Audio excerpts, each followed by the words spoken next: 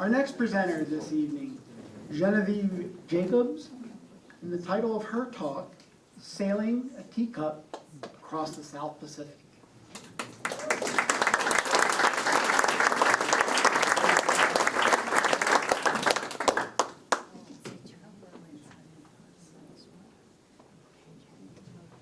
Is it okay if I turn my head to see the screen? Thank you. All right, good. That will be very helpful. All right. Welcome. Thank you so much for letting me share a little bit of my somewhat improbable, but evidently not impossible life with you. Yes. Okay. Thank you. I was rowing past this boat when I was in Anchorage on my own boat in Miami, and struck up a conversation with the man in the companionway. His name is Claude. He had built the boat in Montreal in his parents' garage.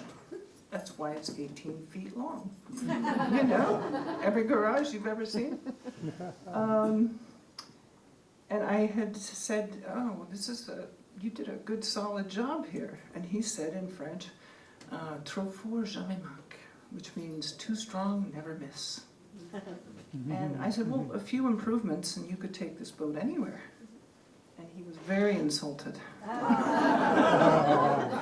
And that began 5 years of us working together on the boat and taking off from Miami. That's the night before we sailed out in 1983.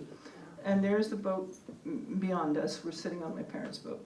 That's kind of a pretty picture of the boat under sail. And, it was a voyage that each of us, not knowing each other, had dreamed of from the age of 12, 13, 14. So those of you who have young ones, listen to them when they say they want to do something at 13 or 14.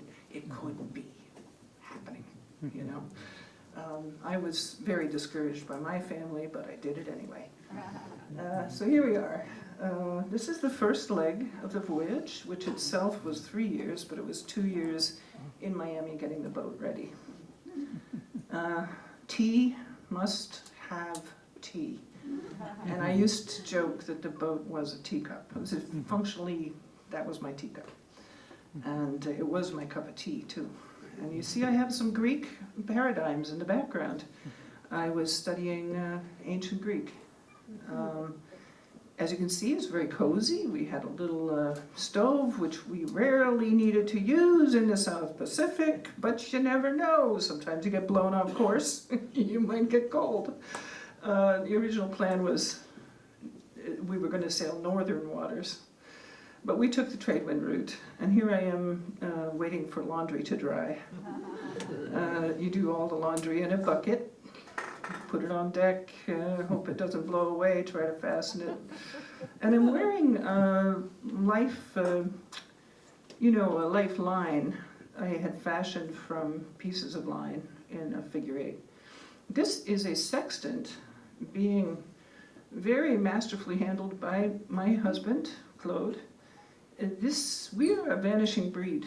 Many of you remember the days before there were any satellites in the air or in the sky. And here's the cat, Alexandre, who did the whole trip with us, along with his mother, Chilla. He's looking in the sextant because he knows this is a terribly valuable, this is the most valuable thing on the boat, the sextant. So he's trying to see what is in that ocular that we find so entrancing that we pull it out of its velvet box every day, you know, to take a meridian noon sight. We get through Panama, and 21 days across the rime of the ancient mariner, dead calms, water spouts, sudden squalls. It was incredible. Words fail me. Here you see the best I could do under the circumstances at getting a picture of a good sea. You cannot imagine the massive power of waves of the ocean. And they don't come through on a photograph. But anyway, you could see the cats were impressed, right? And they were cool cats, man. It took a lot to impress them. They had both been born on board and never lived ashore. So here is a Galapagos Islands to the Marquesas, was 3,000 some miles nautical. The closest land was straight down. And you can see we're making some speed here. I hope that feeling comes through. I raised the headsails and the anchor in the Galapagos and just went. And we actually were able to, I believe, perhaps we still hold a record for a micro yacht going that fast in 26 days. So we made almost 150 miles over the ground a day, which was incredible for such a small boat. Strong, trop fort, jamais manque. This is our deck looking from above. You can see it was quite comfortable. It had a solar panel. We had our Navic self-steering gear, which was like a third member of the family. A little bubble bool that you use to check the weather when you don't want to go outside. And here's me and the mother cat, Toodlet. And what Robert Louis Stevenson called his Pacific voyage, the unforgettable, the unrememberable. You're in a different state of mind. Time disappears, time takes on a different dimension.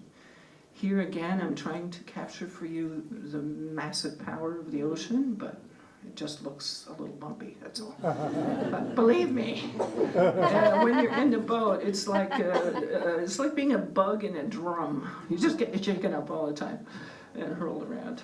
So it's physically demanding, mentally challenging, and emotionally incredibly opening, consciousness raising, I suppose.